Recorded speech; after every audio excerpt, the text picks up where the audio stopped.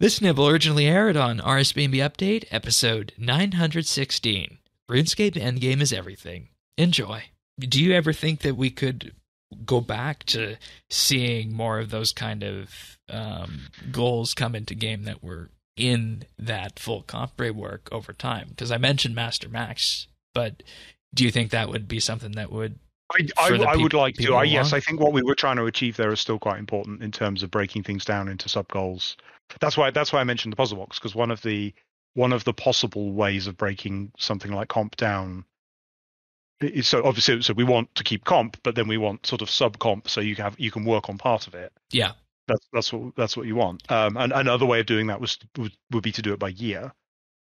So you can complete 2018 or something like that, and then at least that's part of it. And so that the Infernal Puzzle Box is kind of a version of that. You could see the Pontifex Ring. I was about to mention that. I was just thinking of the name.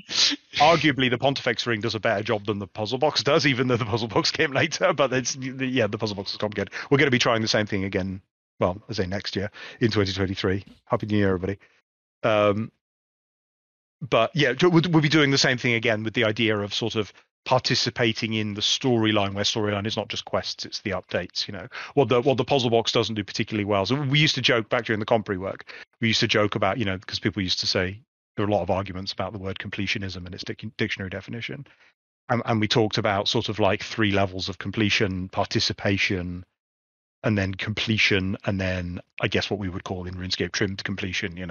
You've not only done it, you've absolutely done it to death. So participation being, I've gone there, I've seen the update, I know what it is, I've had a go. Completion, I've unlocked everything.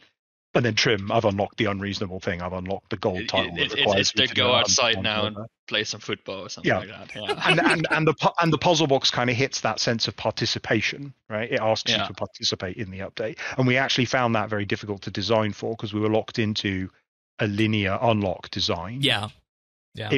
For the wilderness events, for example, 4 is a really odd number of events.